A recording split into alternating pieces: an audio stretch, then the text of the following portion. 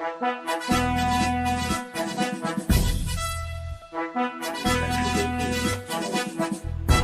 రోజున విజయవాడ ఆంధ్రప్రదేశ్లో ఒక ప్రముఖ పట్టణము విజయవాడ అని చెప్పుకుంటారు. గొప్పలకు తప్పితే ఏమీ లేదనుకోని చాలామంది భావిస్తున్నారు. ఎందుకంటే కనీసం తాగునీరు సరఫరా లేదు. ఈ ఎన్నికల వేళ కనీసం తాగునీరు కూడా సరఫరా చేయని ప్రభుత్వం ఎందుకయ్యా ఆ రోజున మన ఆంధ్ర రాష్ట్ర విభజన టైంలో సరైన నిర్ణయాలు తీసుకోకుండా సీఎంలు అక్కడ తెలంగాణ కేసీఆర్ అక్కడ ఆపేయమని కృష్ణా బోర్డుని చెప్పాడు. దాంతో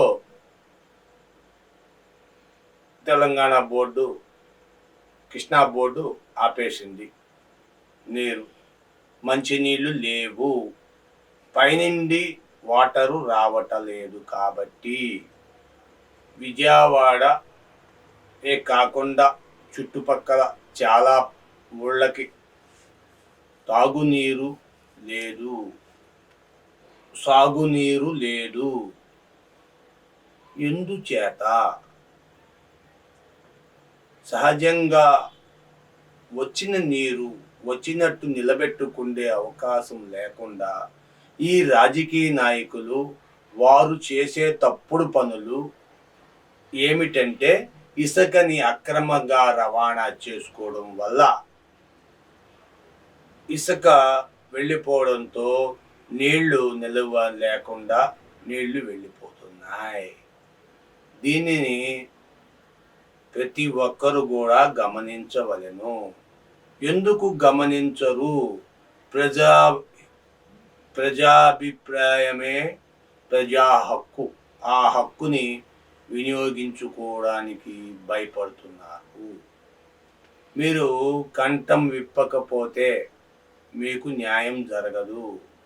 కనీసం మీరు ఈ రోజునైనా ఎలక్షన్ ముందుకు వస్తుంది కాబట్టి ఇప్పుడైనా సరైన వ్యక్తిని ఎన్నుకొని మీ ఓటుని సరైన వ్యక్తికి వేసి మీ అధికారాన్ని బలాన్ని మీరు చూపించితే మీకు మేలు జరుగుతుంది.